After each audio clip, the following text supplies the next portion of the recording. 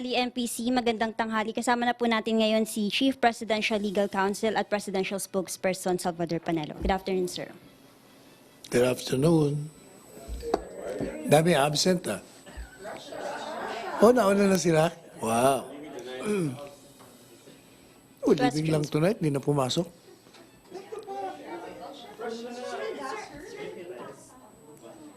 Kayong lahat may iwan dito? Oh, no.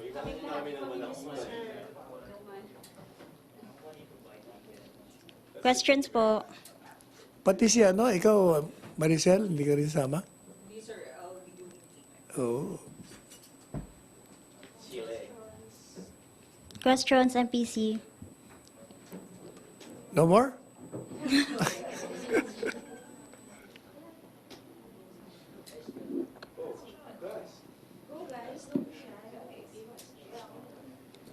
Miss Julie from Inquirer. Hello, sir. Yes. Sir, sabi po ni Senator Gordon kahapon na hahayaan na lang daw po nila si President Duterte na i-announce yung list ng Ninja Cups before mag-resume yung hearing. May word po ba tayo from the President kung kailan? Wala pa sinasabi. Is it likely, sorry sir, is it likely na he will do it after Russia or before Russia? Ay, hindi ko alam. Basta he said he will. So, he will. Pero po, nakarating na po kay President Duterte yung transcript of the Senate Executive Session. Hindi pa kami nagkita eh. I'll ask him. Thank you, sir. Follow-up on Ninja Cups po.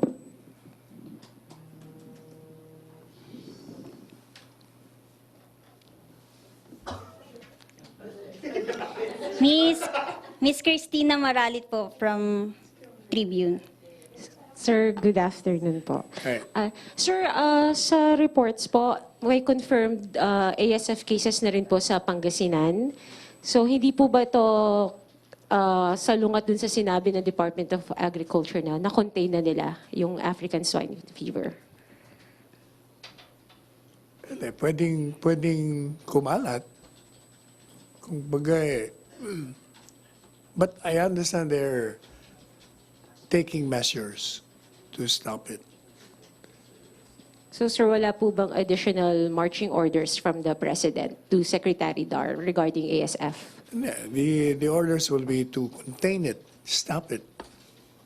Eh, kaso nga, sir, pag sinasabing nako-contain, kung may kung lumalabas nakalusot na. hindi naman, alam mo, pag mayroong contagion, kung minsan mahirap din pigilan. Yes, sir. Thank you po. Sir, follow-up po from Miss Bella Carriazo. Sabi po niya, si Davao City Mayor Sara Duterte po ordered the ban on pork products from Luzon. She would not do so if she's confident na DA is handling the situation well. Are you confident po ba that DA will be able to control the ASF? I think we should address that question to the Secretary of Agriculture. But Mayor Sara certainly is doing her job as mayor. She'd want to protect her constituents.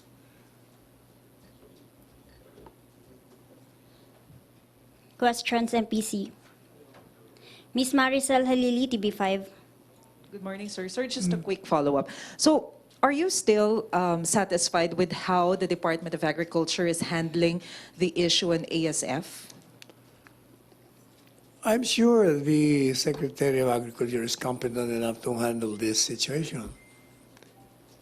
He hasn't said anything about not handling it. So you're He still said he's doing confident? something about it. You're still confident? Yeah, I think so. Kasi sir, there are questions about the transparency na sinasabi na if from the start, naging transparent na daw yung Department of Agriculture on the real score of ASF, hindi na raw sana hahantong sa ganito yung sitwasyon. That's the opinion of the critics. Okay. Thank you, sir. Mr. Joseph Morong, GMA7.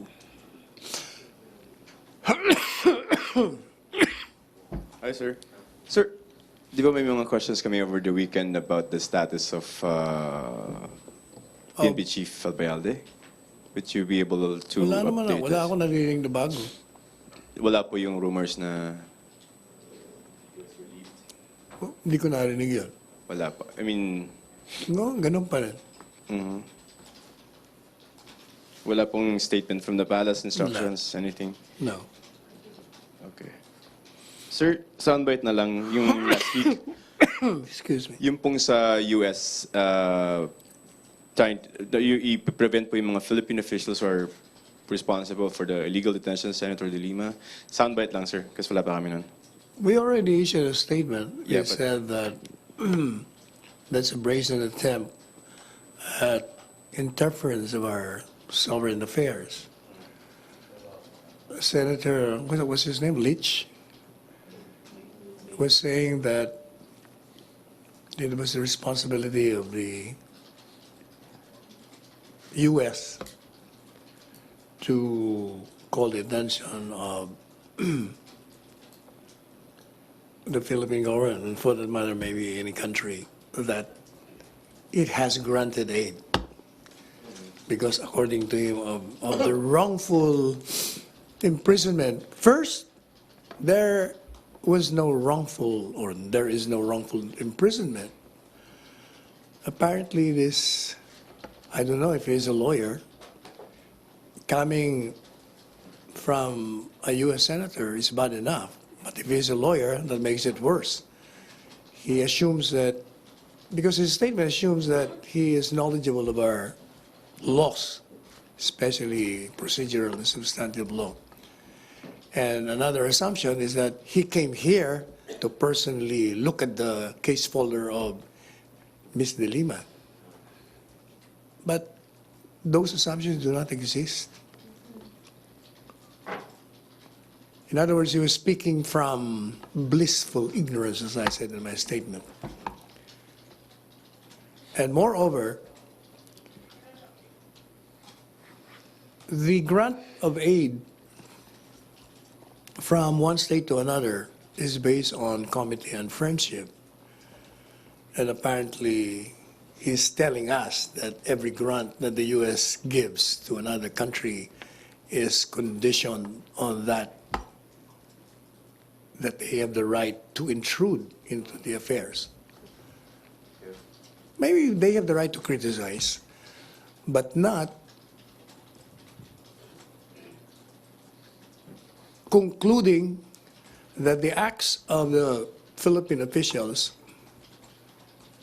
are wrong on the basis of records, because the record will speak to us that every step of the way, the Senator De Lima was given all her rights.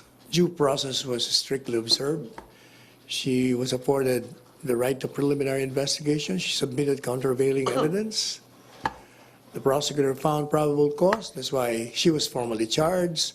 And the Constitution requires a judge, before issuing a warrant of arrest, to personally examine the evidence to determine if there is probable cause to justify the issuance of a warrant of arrest. And he did that. So I cannot understand where this Senator Leach and another one, Senator Dorbin, are coming from. The problem with them is that they listen to the critics of the administration and believe what they hear or what they receive as info, hook, line, and sinker.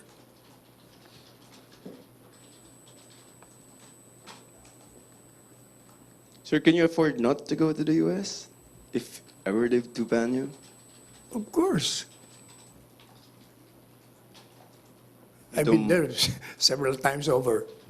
And you don't mind being barred from entering No, because? because it's not the only country that you can go to and enjoy the sights and the sounds. Sige, sir. Thank you. Follow up po. Follow up, Mr. RJ Balinbin from Business World. Sir, on ASF again, sir, what's Malacañang's advice to LGUs on handling ASF? Like, Ms. Sara Duterte already banned the entry of pork products from Manila. So what's Malacañang's advice to LGUs? The local governments, I think Yes. that's for them to decide. Each one would have to decide for themselves. Let's say LGUs would say, okay, let's ban then the entry of all pork products from Manila. Then, if that is their decision, we have to respect them. They are only trying to protect their constituents. Sir, is the palace even aware of the gravity of the ASF cases? Certainly, the palace is aware of that. That's precisely why the Secretary of Agriculture is doing something about it. All right, so the palace is being updated by the DA from time Oh, to time. no definitely. matter- All right, thank you. Miss Julie Aurelio po from Inquirer. Sir, balikan ko lang po yung question ni Joseph on the ban for Philippine officials na. Moreover, before I forget, that ban is just a proposal in a Senate committee. And I think the views of the two senators are in the minority. Otherwise, some senators would have supported that. In other words, that ban will be only effective upon approval of both houses of Congress of the United States. Sir, follow-up ko lang po. Si Representative Edson Lagman, he said na contrary doon po sa sinabi nyo earlier, yung statements daw po nung dalawang US senators are not a form of interference in Philippine affairs. Sabi ni Lagman, the freedom of public discourse allows officials of one country to criticize or even condemn the acts of officials of another country for genuinely perceived or actual violations of civil, political, and human rights. Only if the criticism is based on official records. But this particular case, they say there is a wrongful imprisonment, and it's very clear that there is none.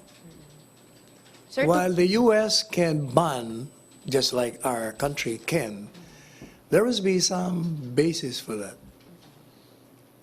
Like if you're declared persona non grata, you have committed any transgression of the laws, then you can certainly be banned. Sir, to be categorical about it, we do not reject criticisms of other countries outright. Ang condition po natin, it has to be based on... Yeah, On what, on sir? truth. If you're just like what they're doing, they're criticizing us for wrongful imprisonment. What is the basis for wrongful imprisonment? Just because Ms. De Lima and her supporters are saying that it is? You know, the usual convenient refuge of political camelons is that they easily change their beliefs on the basis of a political agenda. Pag makakabuti sa kanila, babaguhin nila ang posisyon nila. Like that congressman, he's a lawyer, he should know. How can there be a wrongful imprisonment? When there is preliminary investigation and there is an issuance of a warrant for the arrest. It would be different if she wasn't afforded the PI or a warrant of arrest was not issued and she was arrested and detained. That's abuse. So when Senator Leach was speaking of abuse, he's referring to himself. He's abusing his freedom of expression, criticizing without basis, and making it appear that it is true when it is not.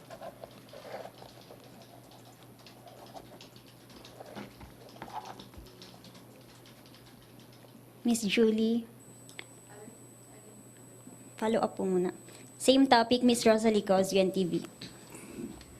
Secretary, good afternoon po. Yep. Na-mention niyo po kanina na 2 lawmakers out of 100 senators lang. Yung regarding po dun sa proposal na iban yung entry ng Philippine official involved. Pero will you not discourage Philippine officials from traveling to USA? Baka magkaroon ng conflict if ever they try to go to US? No, because the proposed ban is with reference only to government officials who, according to the senator, when the state secretary has credible information, well, look at the word credible information, that these officials have something to do with the wrongful. So dalawa ang kulatilya eh. Unang-una, can it be credible when you say that this official has something to do? Pangalawa, wrongful. Hindi nga wrongful imprisonment eh. It's legal. So there's nothing to be afraid of sa mga government officials who want to go to No, US. I don't think so. Okay, sir, salamat. Questions po? Mr. Joseph Morong, GMA 7. So would the palace care to comment on yung sa SLEX? Because What's that like? yung blinak nila yung, kasi may ginagawa na ano, and it's causing sobrang haba na traffic on the side. I know this is a private corporation, no, Skyway, but since it's affecting public conveyance, any probably thoughts of Malacañang, how we should deal with it? That Or- will be under Secretary Tugade, right? We will ask him about it.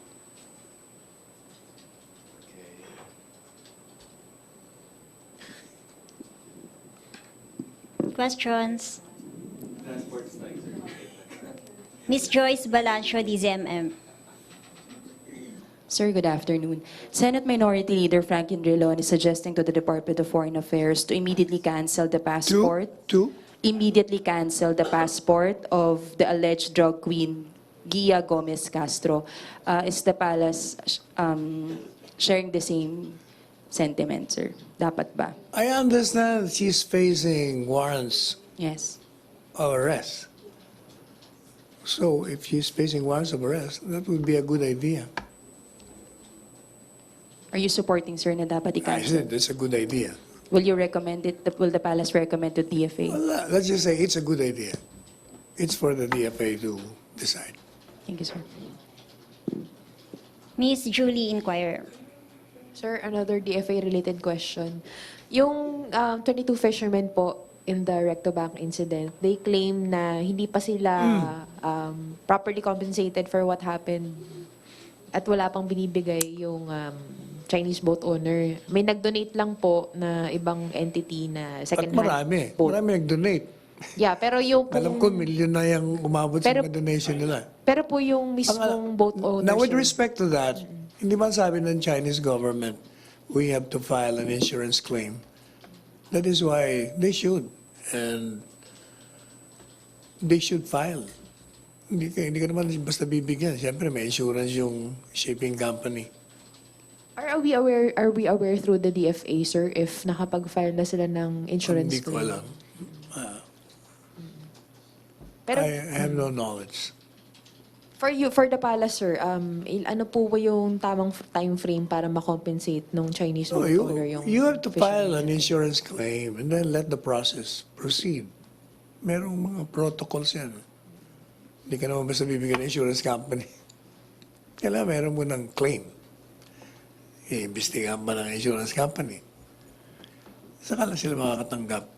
But meanwhile, palagay ko sa ngayon, marami silang tinanggap na saklolo, alalay, coming from various sectors. But they should file an insurance claim. Pero even if, sir, na may alalay silang na-receive from other sectors, the Philippines is still demanding na ma-compensate sila, correct? Oo, because kailangan dahil sila ang may kasalanan. Yung ship. Moreover, di ba, inamin naman nila. Sabi nila, they're willing to pay kahit na aksidente lang. Mr. RJ po, Business World. So sir, nananawagan po ba kayo na dapat ma-release na yung claim nila as soon as possible? No. What I'm saying is, mag-file muna. How can you release a claim kung wala namang insurance But claim? is that being facilitated? I don't know. There must be, these fishermen should go to a place where, By themselves? O bakit naman hindi? Ikaw naman. Don't underestimate fishermen. They can go to their mayor, for instance, and ask help. O edi dadalhin sila ng mayor kung doon sa proper entity. All right, thank you. Mr. Joseph, GMA 7. Sir, comment lang dun sa report ng ATIM, ano yun? Asia Maritime Transparency Institute, na the Chinese Coast Guard are being seen in the areas that we are claiming more frequently, and they're not being shy about it, meaning Saan galing yan? Information. sa Asia Maritime Transparency Initiative po. Then They're we- saying that the Chinese are there and they're not very shy about making their presence felt. Then we will ask to validate that claim Ask who? or that observation from the Defense Department. Di ba siya, sir, parang medyo arrogant on the part of the Chinese to... Assuming that it's true, ay, babalidate mo nga natin eh. Then, if that is validated, then we file the usual diplomatic protest.